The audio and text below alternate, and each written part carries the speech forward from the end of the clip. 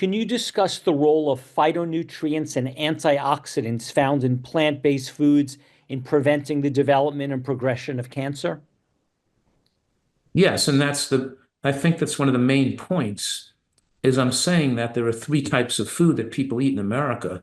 There's processed foods, pasta, bread, salad oil, mayonnaise, donuts, crackers, breakfast bars, chips. You know what people are eating. That's 60% of calories in America. 60%. And then people eat another 35% of animal products. Now, I'm saying that a piece of chicken is like a bagel because neither one contains these micronutrients, particularly the phytonutrients, the phytochemicals, the antioxidants that we know are so important to protect cancer. And what we've learned in the last decade of nutritional research is that that you get most protection from having a wide variety of different phytonutrients and different plant fibers. So we increase the health potential of a diet by adding a wider variety of foods. And and that includes using frozen foods, by the way, too, like frozen berries and frozen cherries or something. But in any case, what I'm saying here is that in modern times, we can eat the worst diets that's ever been recorded in human history, where Americans are only eating 2% of calories from vegetables. And while we're a vegetable dependent animal, and the majority of what we eat should be vegetables, Americans are not eating phytochemicals. We're eating under 10% of calories from produce in America, when our diet should be, almost all produce. But in any case, the diet of most Americans is so grossly phytochemical and antioxidant deficient that they're just a sponge for picking up infections, dying of infectious disease, and getting cancer. And we're seeing more young people get cancer as the explosion of the fast food movement have more people eating food out of the house and more people eating less natural plants.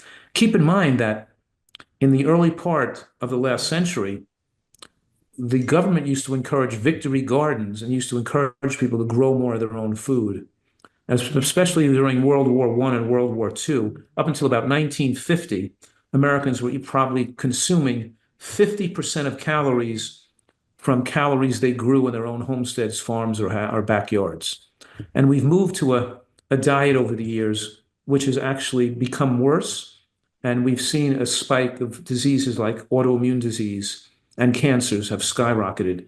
And yes, I'm saying that it's normal for a human to be eating a wide variety of different types of mushrooms and a variety of different types of pine nuts and different types of vegetables and weeds and sprouts and that if we lived in primitive times, there would be no overweight people walking around, but we'd be finding a lot of wild food and different types of variety of foods in the jungles and the woods, and we would have tremendous exposure to phytonutrients and fibers in high levels.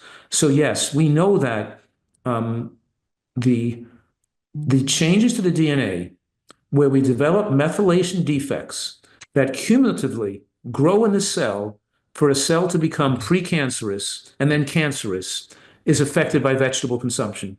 And that we see that, especially green vegetable consumption, we can modulate either the growth of methylation defects that cumulatively lead to cancer, or the reversal of methylation defects, taking the risk of cancer away when we look at the amount of vegetables people are eating. So I say, if you don't like vegetables, you better live close to a hospital. Not that that's going to help you anyway, but still. And you have all these people advocating, that still things haven't changed. Dr. Clapper and I were reminiscing, like it's the same thing 30 years ago with the Atkins diet. Now we have keto and carnivore, in spite of an incredible amount of literature showing that if people follow those diets over time, it increases risk of early life death. And we have lots of studies that corroborate that. And one of the most interesting findings of the last 5 years is so many corroborative studies showing how more plant protein leads for longer lifespan and lower rate of cancer, and more animal protein leads for shorter lifespan and higher risk of cancer. We have many studies that corroborate each other. These studies are coming to fruition after they've been going on for 20, 30 years, looking at hard endpoints like age of death. And the reason why I think that the plant protein correlates with longer life, so much so, is because the foods that are highest in plant protein are green vegetables, beans, and nuts and seeds. And vegetables, beans, and nuts and seeds not only are are protein adequate, but also have a slew of thousands of phytochemicals that protect DNA damage and protect cancer development.